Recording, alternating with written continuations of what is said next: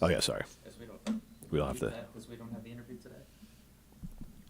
Madison, Wisconsin is as good as it gets if you are like me and you love the college sports.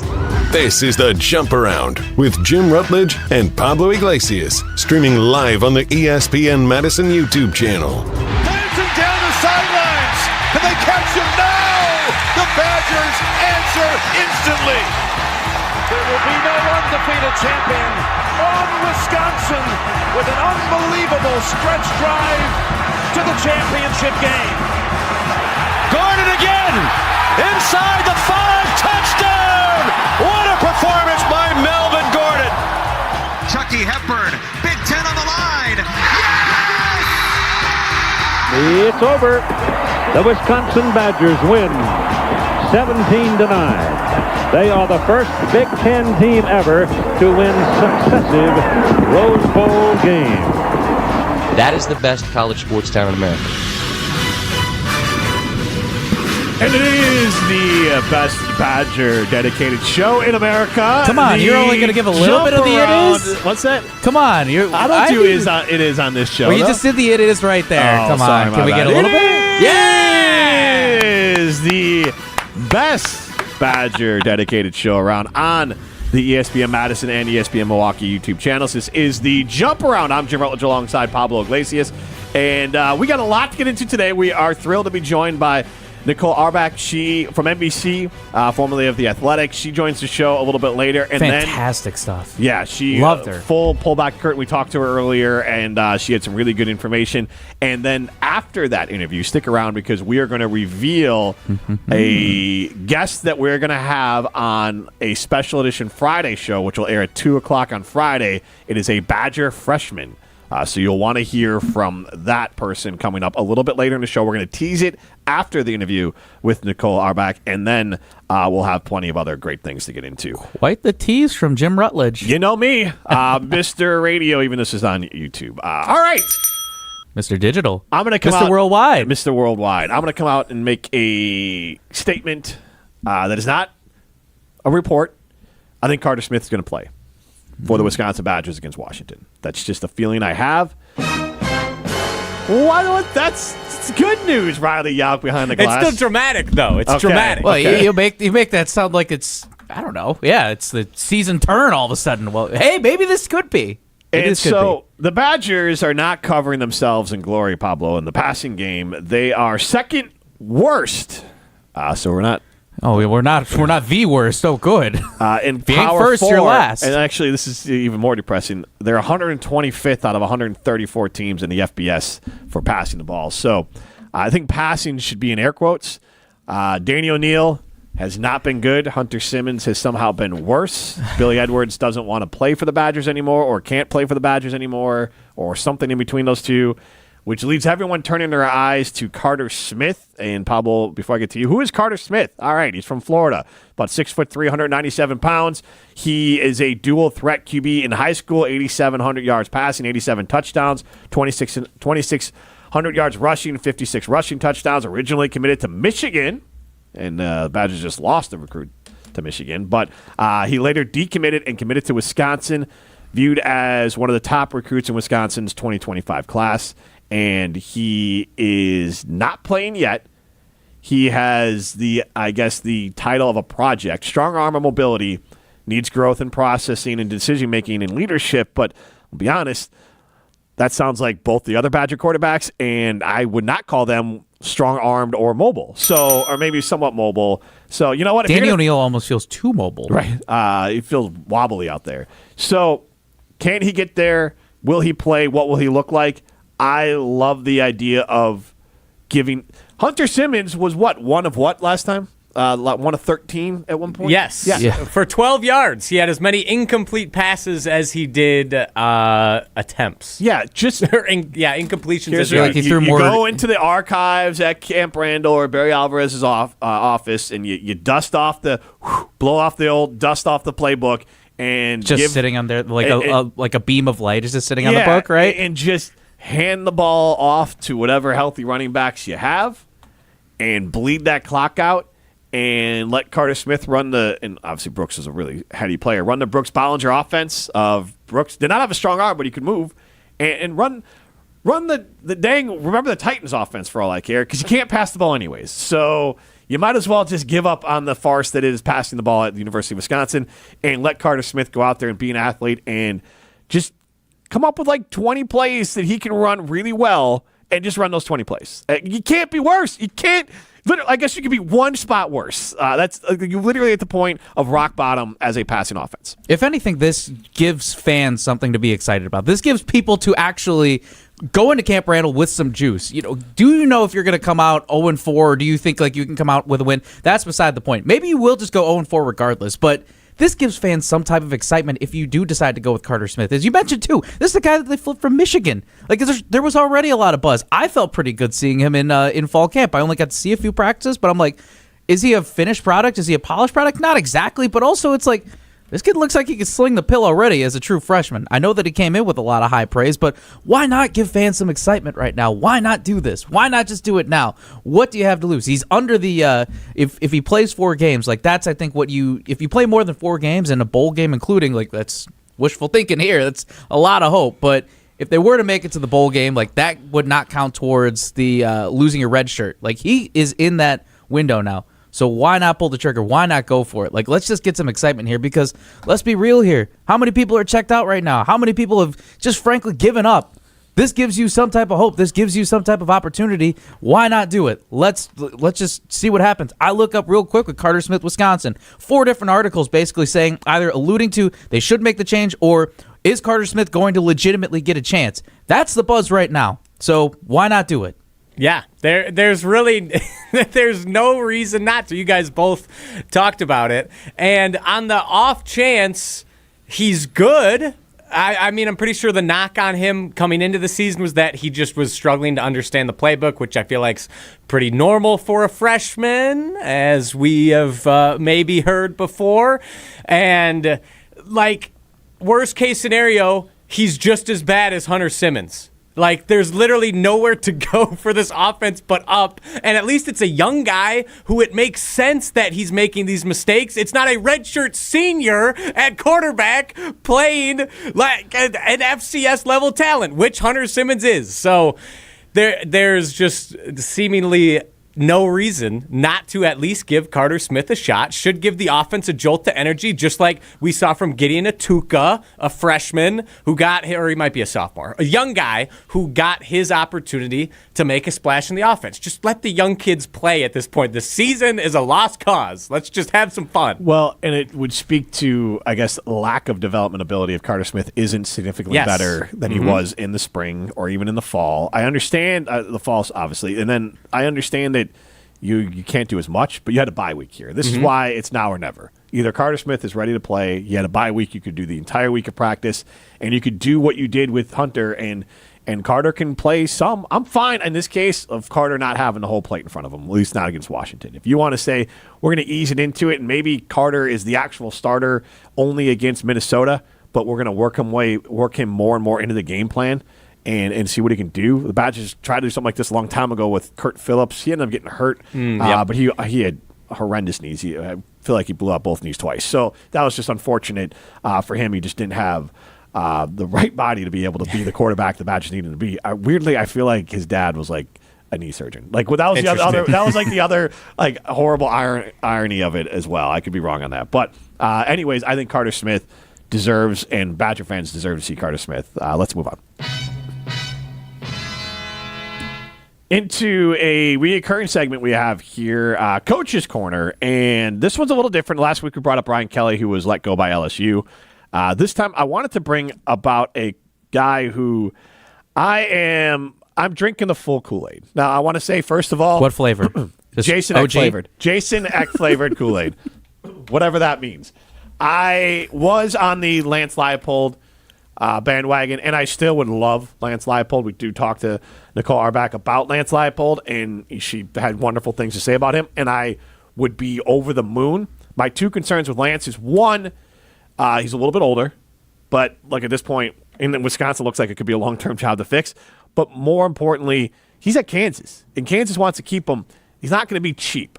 And not that Jason Eck will be cheap, but like Lance Leipold is now a proven program changer at Buffalo, a proven champion at Whitewater, and he turned the tide at Kansas. They were terrible when he got there. Now they're a perennial bowl-eligible team. They're always right in the mix there. He has turned that program in a positive direction. So that would be, it might just be harder to get Lance Leipold, especially the Badgers apparently are a broke-ass school that can't afford to pay anyone. So got to account for We're trying, that. though. And this has nothing against Jason Eck as far as him as a coach. I think he's a young, up-and-coming coach.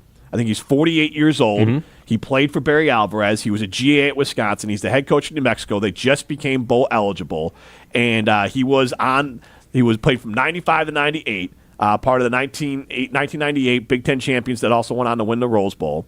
And he's from La Crosse, Wisconsin, and he won, I believe, at Idaho and turned that program around. And now he went to New Mexico, turned that program around. He obviously understands the culture. He can reinforce the identity of the Badgers. He can reinforce the connections with former Badger players. He's got a proven track record as a program builder. He's a player-centric coach. And in this day and era, I think that's exactly what you need. And I'm not saying that Fick isn't these things. And then the fact that he's been winning at every level is the main reason. And then the cherry on top is that Badger fans need to be given some red meat. And that's a former Badger player, former Badger assistant with ties to Barry. It's not the direct Barry Alvarez coaching tree, but go back to this, go back to what's worked, because it was Barry into Brett, and then obviously a little break off there for Gary, and then into Paul, who, oh, by the way, might be coaching Oregon State in the future. But that's a different thing for a different day. Good luck to Paul. leading the Beavers. I hope he does it. I know he's got time. He's got ties to there. I think he was with Mike Riley a couple times at Oregon State, and I would love to see Paul get another chance. But Jason Eck, I honestly feel like, and I'm not saying Jason Eck isn't worth the money, but getting a coach to jump from New Mexico to Wisconsin and coming home, you might get a little bit more of a discount there. The buyout could be different for New Mexico, and again, it's just a bigger jump. You're bringing a Power 4 coach and Leipold from Kansas to Wisconsin. That's harder to do, in my opinion, as far as cost efficiency than it would be to bring Jason Eck, who's younger and coming from New Mexico. So let me ask you this. When you say worth the money, you're talking about is Jason Eck worth paying out Luke Fickell in this massive buyout, right? Well, but I'm also saying Jason Eck's money. Like, Lance Leipold could be... and probably what his payout is at New Mexico. Right, but but I'm not even payout, like what you got to pay him to come in here. So Lance Leipold probably gets close to Fickell money. And so Eck could get it's not going to be a dramatic discount, but maybe $3 to $5 million less per year. Yeah. And so then all of a sudden, if we're penny pinching, apparently, like that matters. It would take some loops, a lot of hoops to jump through, but let's be honest, it's not like that this isn't a big tire fire to begin with. Well, not to cut you, another hoop to jump through is, I don't know if Lance Leipold would want to leave Kansas. I feel like they handle NIL better. Yeah. Like I would hope that Wisconsin is better in position for NIL than New Mexico. So, like, I don't know, maybe. I'm all in on Eck. I'm all in. If this is the move that you want to go for it, if you want to try to throw the house at it, again, it's Lance Leipold has proven, if anything, that resume only matters so much and where you coached previously only matters so much. It's about how you develop that success. It's about how you build a program. And obviously, he's shown that he can do that with some longevity at Kansas. And it clearly shows that Jason Eck is moving up that ladder. Just because he did it at an FCS level, again, that doesn't mean that he should be pushed away. We need to look at what success is and just define it at that at the end of the day. If you are building a good cultured program, if you are doing that, then why not go for Jason Eck? I understand, again, from the money side and what the dollars look like with Fickell's payout, with probably more than likely if you were to potentially poach from like New Mexico, what that looks like. There are a lot, as we said, a lot of loops to jump through, but I would be all in because you mentioned he's a La Crosse guy. He has been with a Wisconsin Badger team that has been a Rose Bowl champion. He has that new attitude. He's offensive-minded. He's fun. He's electric. Riley and I were even talking about, too, with the video when they were bowl eligible. It looked like he had like he had a pillow pocket or something like that in the upper lip. He just looks like a fun guy. He looks like a guy you would have a beer with at a local establishment here in Madison. He looks like a Wisconsin guy because he is. Yeah, and none of this is pushing Luke Fickell out of here and saying that he's not a Wisconsin guy, but more of, again, if we've talked about this so many times of what are those boxes that we need to check, and consistently we talk about somebody who is Wisconsin, who knows the culture, all of those things, who knows what a winning culture can really be about. Man, oh man, I get the chills just talking about it right now. See, I wonder, I'm putting on my conspiracy cap right here. Okay. Is Chris McIntosh waiting to hire Jason Eck next cycle? I understand Eck's getting a little bit of buzz right now, but it seems pretty clear that Fickell is at bare minimum getting one more season. And obviously the ramifications with that going to be probably cost the Badgers a lot of money, at least in the short term. But there's a chance if Fickell cannot turn it around and if Jason Eck is not hired in this cycle, that it could end up benefiting the Badgers long term if they end up waiting and snagging Eck. They let go of Fickell if just nothing changes. He's gone. Then they bring in Eck, and then Mac can make this triumphant return. Oh, look, it's one of my O-line buddies from back in the day. We're both Barry guys. See, Wisconsin football is going to be back. And you could actually sell that to the fan base, and McIntosh would save his job. So I wonder, potentially, is that what's running through his mind right now in trying to just stall until, and then Fickell's buyout's less too. Okay. So Tinfoil hat Riley. If that's what's running through Mac's head, fire him. Exactly. I agree. Because but I don't. There are so many coaching jobs available, and yeah, Eck's not going to get the LSU job or Penn State job. But where is that coach coming from? Like the fact that Jason Eck, if I'm betting on it, and I'm not saying he's like unloyal, like he's program hopping, but that's what a program like New Mexico is for, and they know that Jason Eck very well could get the opportunity Nebraska if Matt Rule he's not going to wait around for you. So that's my concern, and he's only going to get more expensive. So again, if that is your plan, just fire. And I'll be honest, and not to get too negative here, but the only way that Fickell goes, you're probably right, Riley, is Chris goes too. Yep. And I don't know who makes those decisions, but someone comes through and said, this team won 2 damn games. You're both gone. Yeah.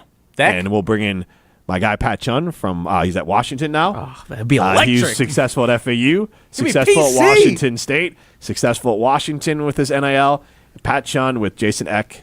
Write it down, take a picture. To the championship. Sharpie it. Also, Brett Roll in the YouTube chat, Jimbo Fisher. I'm not. That's a person. Yep, I'm not a fan of Jimbo Fisher. He's a coach. Appreciate the thought. Again, it's just more of one, he's going to be expensive, he's a name, and 2, I want someone young, energetic, and wanting to get after it. All right, let's move forward to our clip of the week. Around these parts, there's only time for the best of the Badgers. We don't know exactly where we are right now. Why don't you own the Wisconsin football team? We need to play better significantly. They're spoiled rotten. This is the clip of the week on the Jump Around. Go someplace else. Go boo in a bar. How do we like that open, guys? Big voice. We're in. That's a work in progress. So we found an Australian football commentator in the meantime. This is the Premier League right now. What was that voice? Footy. It was an AI Australian soccer commentator. I gave it a script, and that's what came out. So I kind of love it. All right. The computers are taking over. But now you heard a snippet of it in the open. Here is our clip of the week, our first inaugural with the Open. Right. You own Burnley and Espanol. Right. Why don't you own the Wisconsin football team? I see Willie Compton giving speeches and donating his time and everything over there in Nebraska. You're both red. You're both in the middle of America. You're potentially competing for the same type of players. Feels like you got to step up and maybe sell one of those soccer teams so you can invest directly into Luke Fickell's pockets in that team. Have you thought about that? We need to play better. Yes, we do. Significantly. Why don't you go give a speech? I did. Didn't work. Oh, no. I'm so sorry. Right. Let's move along. That is our clip of the week. Yeah. The whole thing was awkward. Again, nobody likes to spend someone else's, or nobody likes when someone's trying to spend their money for them, which was a little bit awkward there with JJ. JJ did speak to the team. I still have this working theory that guys like J.J. Watt and Melvin Gordon and T.J. Watt and Russell Wilson need to be shown a lot more love, and I think Fickell's maybe starting to learn that. It could be too little too late, but it's not even – again, I've talked about this before. Like, you're right. J.J. Watt's got money. He doesn't have John Menard money, the owner of Menards. And a little birdie told me that Menards has felt like they've never been seriously approached by University of Wisconsin, at least for the NIL stuff. And so that's where the disconnect comes in. Because, John Menard. There's also ABC Supply. There's that. Diane Hendricks. Thanks. That's what I'm thinking She's of. like Yes. one of the 10th richest women in the country. John Menard is worth $25 billion. Jeez. So, yeah. And yes, Hendricks is up there as well. Yep. Maybe now the Epic name is escaping me as well. But I don't know the name. There's a lot of cash that's there. literally in the backyard. Yes. In the Big old backyard. cash flow. Yeah. I will throw on my tin foil hat like Riley did in the last one with a conspiracy. Just to add on to that. Watching Judith Faulkner. Watching Packers-Steelers Sunday Night Football, when they do the starting lineups, always electric, always cool. And you have TJ Watt and you have Keanu Benton, who, yes, they did reportedly, they do those intros at the start of the season, but neither of them mentioned the University of Wisconsin. Neither of them mentioned that they are Badgers. So it's not pointing at them, but more so. Also, TJ Watt was wearing a Pitt hat. TJ Watt was wearing a Pitt hat if you go back and look at that, too. So if that's what you're wearing and that's the way you want to give out, hey, your elementary school or your preschool or whatever. But man, it's like we talk about this of the brand itself. If you don't want to rep the University of Wisconsin, and I'm not accusing them of not wanting to, but if you want to go a different route and wear a different college hat, something seems pretty sus there. Yeah. Something seems pretty weird to me. I think J.J. Watt said a lot without saying anything in that clip, and it's that none of these alumni are proud to say that they're Wisconsin Badgers anymore. They're not proud to be affiliated with this Wisconsin football program. And that is a major, major issue that needs to change ASAP. And at this point, like you said, Jim, it might be too little too late for Coach Fickell to start reaching out right now. All right, let's talk a little hoops. Love that open there, Riley. Great job. Nice. Thank you. I appreciate it. Footy continues next week. Badger basketball, probably nobody's aware. They're playing some games. But Pablo is aware. He was out at one of the games, and I am excited for this team. It's just they're playing teams you've never heard of. Like, is this a scrimmage? The Oklahoma game obviously had some buzz to it. But, Pablo, you got a chance to see them recently. Give me one word and keep it under 60 seconds to describe the Wisconsin Badgers basketball program this year. The one word I would use is lethal. 96-64 win over Campbell Monday. They play Northern Illinois Friday. I would use lethal, but still a work in progress for this team. John Blackwell, 31 points. He looks polished. He looks ready to go. There was a lot of confidence that he gained from the NBA Combine experience. He wants to be similar to what John Tonje was from a confidence standpoint, a guy who's willing to take the shots, step up on defense, do all the things. But with this team is what I love what Greg Gard had said too. There's water in the gas tank. He had said that this team sputtered a lot in the first game, but this also looks like, again, a team with 9 new guys on the roster. They are able to capitalize, end on a 29-2 win. And a game that felt like it was super ugly. Why I feel like they're lethal. They still did not play their best game and somehow still came out with 96 points. Again, it's not like a top-tier Big Ten school, but still, if you don't feel like you're playing at your best and you score 96 points, that's why I feel like Wisconsin basketball is going to be super lethal this season. All right, I'm going with Sweet. They're going to the Sweet 16. And it's all because of Nick Boyd, and not just because of the type of player he is. The FAU Final Four team of a couple years ago, Jonell Davis went to Arkansas. They got to the Sweet 16 last year. Nick Boyd went to San Diego State, Sweet 16 last year. Obviously, Vlad Golden, Michigan.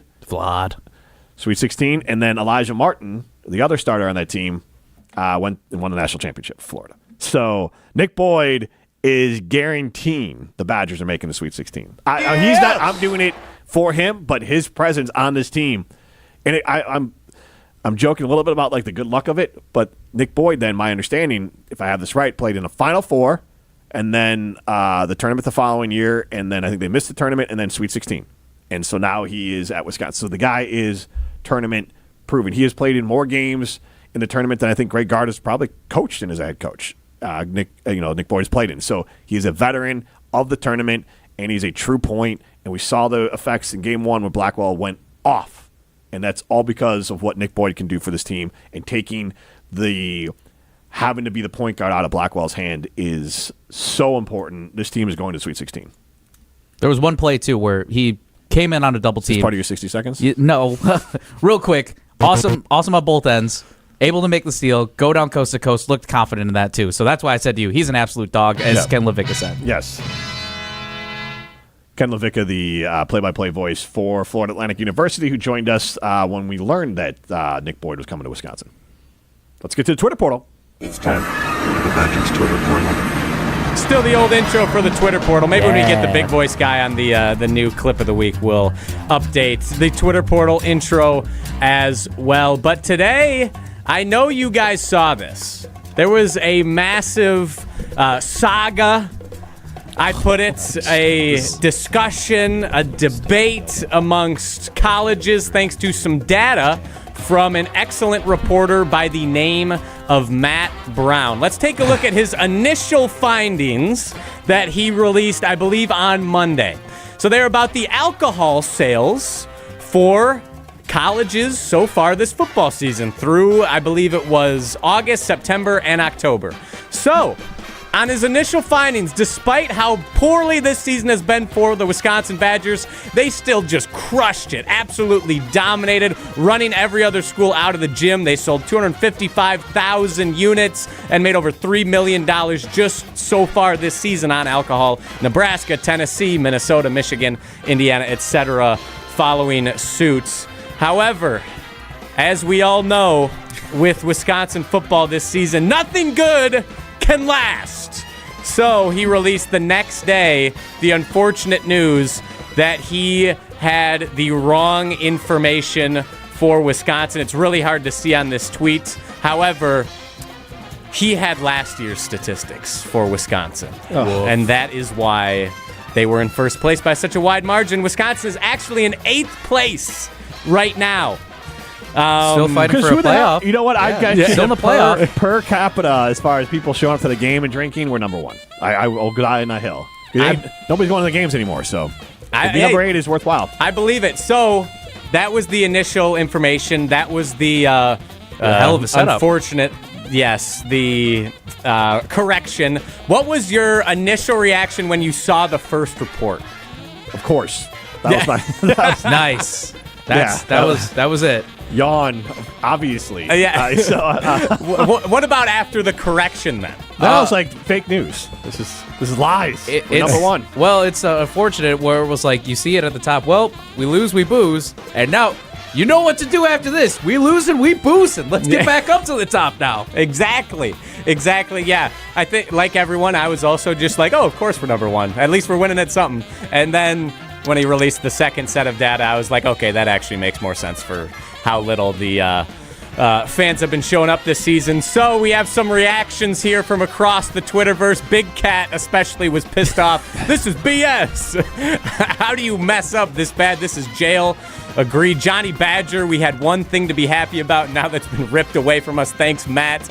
In guard we trust. Nebraska obviously paid you off to lower our data. Real journalism is dead. And Tampa 2 college football. I feel lied to, Matt. Also feel bad for Wisconsin fans because they finally thought they had won something worthwhile this year just to get that taken from them too. So my final question for this Twitter portal for you guys. Have we officially hit rock bottom as a fan base now after we can't even outdrink the country anymore? Nope. I will go back to the Simpsons meme. This is the worst day of my life. Nope.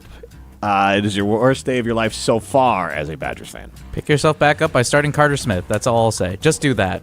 Give us hope. All right. We need it. We need it right now because we're in dire straits as a fandom, and this was some devastating information. But that was the big story, and that was our Badgers Twitter portal. And we're excited to be joined by Nicole Auerbach coming up here in a second. And don't forget, afterwards, we're going to give the reveal of our guest for our special 2 o'clock show on Friday. It is a Badger freshman football player of note. It's here. Steinhoffel's Black Friday sale. Jump on huge savings now with doorbusters like any size Sealy mattress for just $99. Dining room tables and sofas for $499 and a queen bed at just $599. Plus, enjoy 36 months, 0% financing on even more deals store-wide. Don't wait for Black Friday. Save today at Steinhoffel's and Steinhoffels.com. It's here, Steinhoffel's Black Friday sale. Get a jump on the savings with amazing doorbusters and closeouts like any size Sealy, $99. A dining table, $4.99. This sofa also $4.99. A queen bed, $5.99. And find even more incredible deals store-wide. Plus, take advantage of 36-month 0% financing. Don't wait for Black Friday. Save today. The Black Friday sale is happening now, only at Steinhoffel's and Steinhoffels.com. Welcome back to the Jump Around, our Badger dedicated show on ESPN Madison and ESPN Milwaukee's YouTube stream. I'm Jim Rutledge alongside Pablo Iglesias. We are thrilled to be joined by someone that I think I've followed on Twitter for a very long time. Never thought I'd have the opportunity to talk with her, but Nicole Auerbach is on the show. She's from NBC Sports, lead college football and college basketball insider, and with SiriusXM as well. Nicole, thanks for hopping on with us today. Yeah, thanks for having me. Fantastic. I'm just going to be super simple with it. From the outside, what happened and what's wrong with Badger football? Because we got a million ideas here, but maybe we're just too close to the situation. Well, I'm sure one of the million ideas is probably right. It's confusing from afar. I mean, this was one of the coaching hires that I think we all thought was a home run hire. It's rare to be so wrong, especially when you feel like, okay, Luke Fickell, Midwest guy, going to a Big Ten school, like match made in heaven. The couple of things that I keep fixating on to figure out at least a little bit about how we got here are, you missed on the offensive coordinator hire. The first one right out of the gate, you decide to try to go a little air raid, like go away from Wisconsin's past, but also the way that the roster was built and the strengths of that roster with the run game. And so, I remember that whole first year just being like, I don't even know what they want to be offensively. Like the identity was so shifting every day, every game, it was different. And sometimes they would run the ball well and you're like, okay, that looks like Wisconsin. Sometimes, they would try to pass. And then of course you have the quarterback injuries that didn't help any of that. So I think the lack of an offensive identity and kind of wasting 2 years trying to change who Wisconsin has always been was something that always jumps out to me. And then I think in general, when you talk to people around Wisconsin, and this was something at a number of Big Ten schools when NIL first became legal, there were a lot of places that wanted to do it differently or didn't want to jump in the same way that like Tennessee, right? They were at the forefront. And there were some other programs that were really aggressive about it. And they were willing to push the boundaries with recruits and prospects out of the portal. And there were some Big Ten schools that weren't really comfortable about that. They didn't want to get into spending wars, or they wanted to reward players that were on the roster and had produced for them before really giving them that paycheck. And so I think, a lot of people are realizing you have to be willing to spend money on prospects to get someone to you and to contend with when you're battling some of these schools for some of the best players. So I think the slow acknowledgement of that and willingness to engage in that has definitely been part of it, and just a lack of aggressiveness in the NIL space.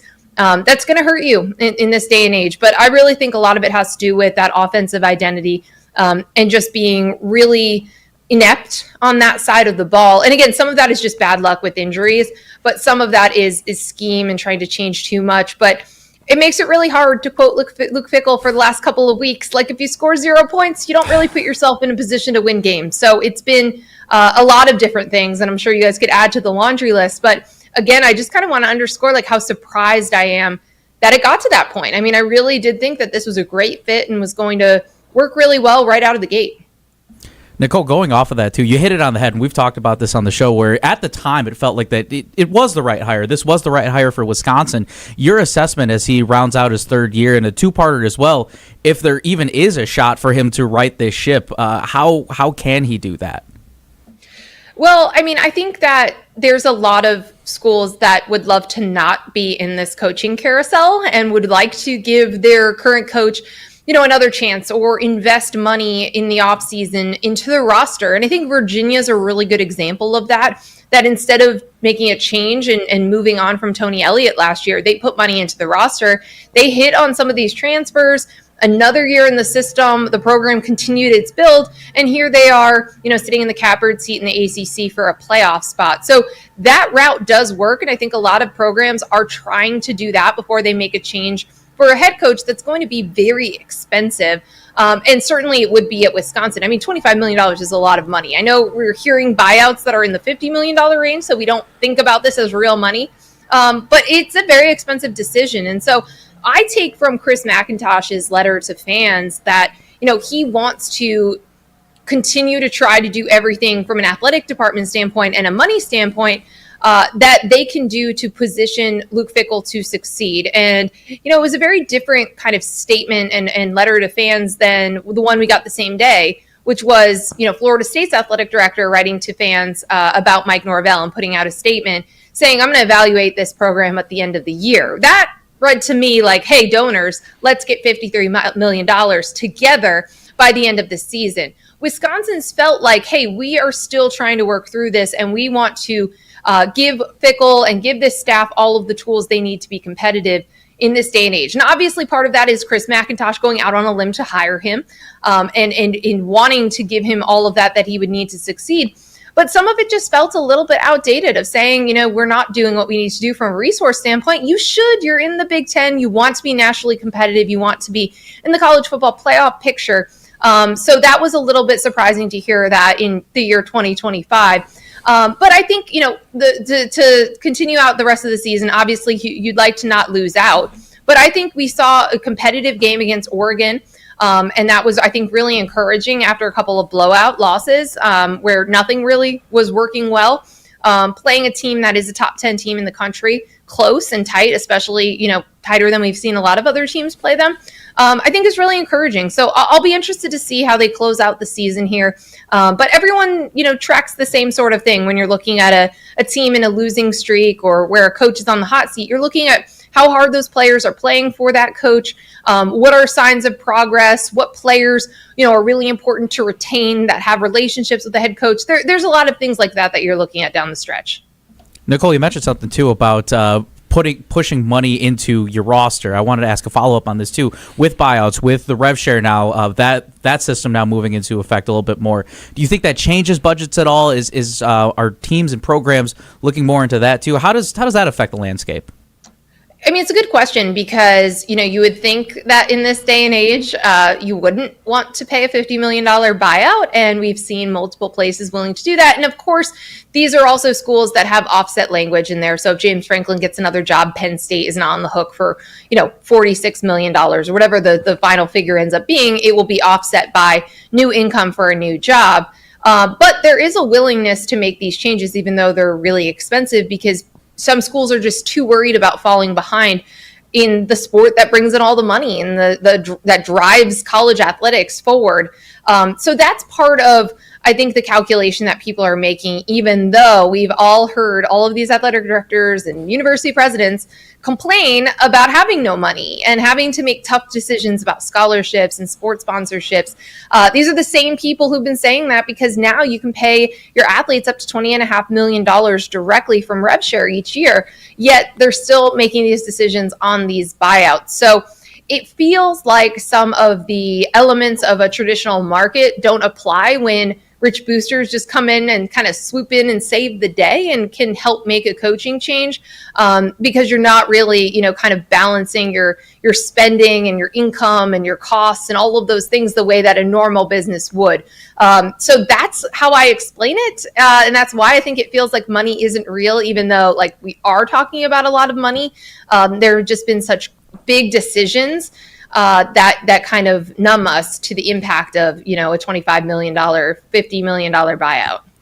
And on that note, and I'm sure you remember pre-NIL days when the Badgers were talking, when Barry Alvarez was here, Brett Bielema not paying assistants or couldn't get the facilities up to par, and they were kind of in the bottom of the Big Ten and paying assistants and some of those things. So they've never been a program that does have money just waiting to be given like a Tennessee or Alabama. And so that is one concern I have. And then the other part of it is that I think Luke Fickell is a good coach, and I agree with you that he made a mistake that set things back with Phil Longo, and they're trying to fix it, and he's had bad injury luck. The problem I worry about here is that this is a brand equity problem, and you're trying to raise funds, and you're trying to get fans to, and I know they go to the stadium and drink lots of beer, number one or number two, yay us, but otherwise, how do you get these businesses to buy in? How do you get these boosters, the Ted Kellners of the world, our biggest booster in this area? How do you get them to buy in if the product ends up being this year 2 wins? And at times it looks completely incompetent out there. So like that's the concern I have, because I do think in a normal world Luke Fickell can turn this around, but brand nowadays in everything, but especially college football, is just as important as what you are as a coach. I think that's definitely contributing to like the lack of patience we're seeing in so many different places. And it's this fear of falling behind and falling out of national relevancy. So I completely understand that. And I remember talking to someone close to the program earlier in the year, and it was after the Maryland game, because that felt like a turning point to me. With the students chanting "Fire Fickell," the way that Maryland dominated that game. And that person was saying that there wasn't an appetite to pay a $25 million buyout. Like, people believed in patience and, another full off season and change. And then they said, well, I mean, like, if they lose out, like a 2-win season, who knows, right? And so I do think that ultimately could change the calculus and decisions. But it does go into what you're saying. I mean, you are talking about investment from your biggest donors. Your fans, your engagement, all of those things are really, really important. And that's why we have seen so many mid-season coach firings, because, yes, okay, maybe you'll have a spark like we saw from UCLA for 3 weeks with an interim coach, but that's not really what you're making that decision for. It gives you maybe a little bit jump in the coach market as you're looking for coaches. But I think really it's just to signal to your money people that you're making a change, this was unacceptable, and you're going to move on. And I think in a lot of these situations, Penn State may not get a coach that comes in with a better career winning record than James Franklin had, but you're starting over with someone new. The warts that you've seen in them aren't there. You're starting fresh. And your clock resets as well. And so that's why I think, some of these places are making changes, but I also think there's a lot of schools hoping to avoid this carousel because it's going to be really expensive, and because, there's not enough home run hires to go around. And again, even in this situation for Wisconsin, were they to make a change, I mean, they got a guy that seemed like a home run hire, seemed like a good fit before, and was coming off of, obviously had made the CFP at Cincinnati. So I just think it shows how difficult it is to hire a coach, and maybe, even more how important the hires are and the resources around that coach as well, at least when you're talking like 1, 2, 3 year turnarounds. And I'd be remiss if I didn't mention Indiana, because I think what Curt Cignetti is doing is affecting that patience everywhere else, because everyone can see what he's done in 1 year and now 2 years. Last year wasn't a fluke. They're going to go back to the college football playoff. It's Indiana. They've lost more games than anybody else in college football history. If they can do this, well, then why can't we? And you have so many different schools and athletic directors and donors saying that. So I think that's also applying some pressure on schools like Wisconsin right now as they're weighing whether or not to make a decision. Look, Wisconsin once put 83 points on Indiana. Actually, I believe Nate Tice even played in that game. So, that was a beatdown of epic proportions. I don't know if the Badgers are going to score 83 points in Big Ten play this year. So, that's where these two programs have gotten. And I do think Indiana, they seem to hold a grudge because they did beat up on Brett Bielema after that, when they got a chance to, because Brett was the guy that ran up the score on Indiana back in the day. I could see Wisconsin having an ugly game there. But the other thing with Fickell that's working against them, as you mentioned, it felt like a home run hire. Some people locally were upset. Jim Leonhard, obviously, Wisconsin kid, played for the Badgers. He got them bowl eligible, kind of turned around that team. The players on the team wanted Jim Leonhard, and it's all this Luke Fickell's an outsider, which I'm sure you've heard in other programs. When someone outside the program comes in, it's just as prevalent here. And so a lot of fans are calling for, what happened if we would have had Jim Leonhard, or a guy like Lance Leipold, who was a Badger GA and coached at Whitewater and was a great coach at Whitewater, and then Buffalo and obviously Kansas. Or the hot name now, as he just made the news a ton, is Jason Eck at New Mexico. Again, from Wisconsin, lacrosse guy, played for the Badgers, friends with a lot of former Badgers. So two parts. Any thoughts on those coaches? But then the other part is, how much easier, or is it more difficult for a quote-unquote, 'cause I think of Scott Frost coming back, but a quote-unquote one of us guys coming in and coaching, because I think fans are more willing to give a longer leash if they're from Wisconsin or had played for Wisconsin? I think that's definitely true. We've been talking about that a lot with the Matt Rule conversation about Penn State Open, and does he want to go back to his home, right? And he did see what happened with Scott Frost. If it goes south after you come home, it's really tough because then it's like you can't go back to your alma mater in the same way. You can't go home in the same way. But I do think in general it helps because what you're describing with the factions and what happened with Jim Leonhard and really the Barry Alvarez, like Paul Chryst, like the line of coaches, the line of succession, that family, and going away from it, it does create different factions. And I was a student reporter at Michigan when Michigan hired Rich Rodriguez. And it was so similar where it was like, here's this outsider. So you had a faction of people that were willing to give him a chance. You had a faction of people that were like, TBD, we'll see. And then you had people that were just like, nope, he'll never get us. He'll never understand us. So you do run into that situation when you hire someone that doesn't have ties to your program. I do think some of the best coaches in college football history were hired by places they did not have direct ties to. And so that's always worth pointing out. And I think that, even if we were to say like, hey, this Curt Cignetti hire for Indiana has been amazing, right? That wasn't even necessarily a coach that got hired and we were like, oh my God, slam dunk. Like that's the guy, right? Like there was a 64-year-old head coach getting the only opportunity he could land in the Power Four, and it was at Indiana, right? He couldn't get a bigger job than that. So I think all of that comes into play as we're evaluating this, the idea of winning a press conference and not. I think in this cycle, a lot of places are not going to win the press conference because there's just not enough big name coaches. There's a lot of really good coaches out there, but not necessarily the big names. I love Lance Leipold. I think what he's done at Kansas is remarkable. They have become a real player. Like he's raised the floor so high at Kansas, which is really, really hard to do. And they've invested in that and trying to keep him there as well. Jason Eck, I actually talked to him quite a bit because we had their season opener against Michigan on NBC. He's awesome. Really, really enjoy him. They've had an amazing turnaround this season. And that's just someone who's a great personality and great face of the program. So, those are all, I agree with your general sentiment that I think if you hire someone who you can sell as one of your own, you do win over that faction that was going to be skeptical when you hire an outsider. And so that can help. That could buy you some more patience. It'll also make it more awkward when, Michigan and Jim Harbaugh can't beat Ohio State. You do have to give them a longer leash. Scott Frost probably got another season and a half longer than he really did deserve at Nebraska. So it definitely does come into play. Nicole, last question for me. Again, the gut reaction when Chris McIntosh put out that letter and also put out his public vote of confidence for Luke Fickell, what did that make you feel more optimistic or more skeptic when that first came out? Well, it made me think that there wasn't anything imminent, right? Because I think that day and that weekend, we did wonder if Wisconsin was going to make a change with those shutout losses and just how things were going right in season.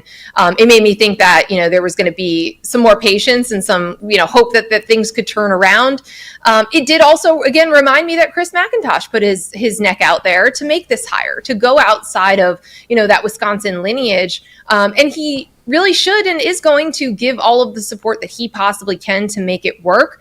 I read that and it made me think that he's thinking about giving him another year and saying, like what we were talking about with Virginia, putting the money into the roster and trying to rebuild that way instead of, paying a big buyout and then having to buy out the rest of the staff and then go hire somebody else.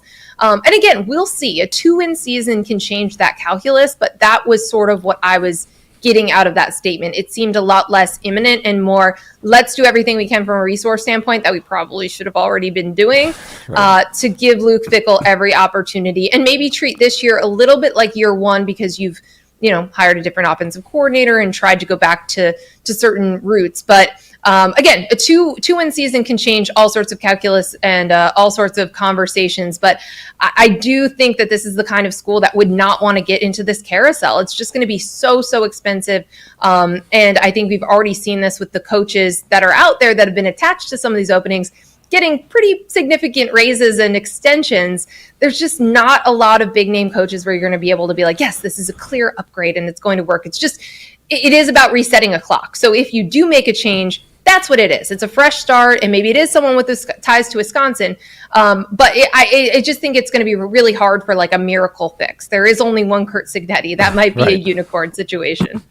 And yes, and you're right on that. And I also, the Mac thing, the letter from my part of it was funny because it's like, we don't have enough money to fire our coach, but we're going to raise more money to pay our players. But Chris, you were in charge of not having enough money to fire our coach. So like, it is hard to buy in from a fan's perspective on that.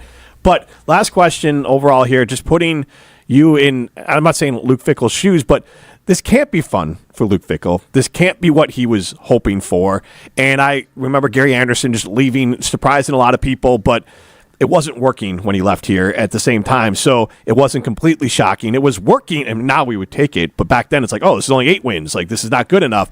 So I do wonder if there's a possibility where the Badgers might say, hey, Luke, like, if your agent wants to talk to another school and you can mitigate the buyout by just going there, like Gary went to Oregon State, maybe that's in play. But how hard do you think this is for Luke Fickell? And I'm not saying he wants to be fired, but at some point he's got to be like, this is impossible to clean this whole thing up, and I need a fresh start. We all need a fresh start. He has not looked like he's enjoying this season. And listen, I don't think anyone is. He's too competitive for that, and I'm sure he's been incredibly frustrated as well. And I think we've heard that come through this season. But, just a lot of the bad injury luck and a lot of things that have been outside of his control that's been really tough. But yeah, you are taking a program that used to, regularly, contend for division, which doesn't exist anymore, and reach Big Ten championship games. And now you're trying to just avoid, losing to Maryland. It's a totally different world. And I think it's got to be immensely frustrating. I think all coaches should be keeping their head on a swivel. I think before it bottomed out completely for James Franklin, my thought on him was that he should look around, he should try to get out. And obviously it got to the point where, Penn State needed to fire him. But I do think sometimes, you do realize things aren't working and you do want to start the clock and get a fresh slate somewhere else. It hasn't been that long at Wisconsin, and I don't think you're become one of these head coaches without believing that you can turn things around, that you can build up programs. But you do need the resources and you need the players. And so, we'll see what happens here. But yeah, I can't imagine he's sleeping very well at night with the way that they've lost some of these games. Nicole, awesome stuff. Thank you so much for joining us. Yeah, anytime, guys. All right. This is the Jump Around on ESPN Wisconsin's YouTube streams. All right, thanks again to Nicole Auerbach of NBC Sports. A lot of great insight. Love to hear what she's had to say. This will be available as well on the ESPN Madison YouTube channel as a standalone interview, so go back and watch that there. A lot of exciting things, though, too, and like we said, we have another interview, a special one that is going to drop, and make sure if you haven't changed your clocks yet, make sure you do that. 2 p.m. tomorrow.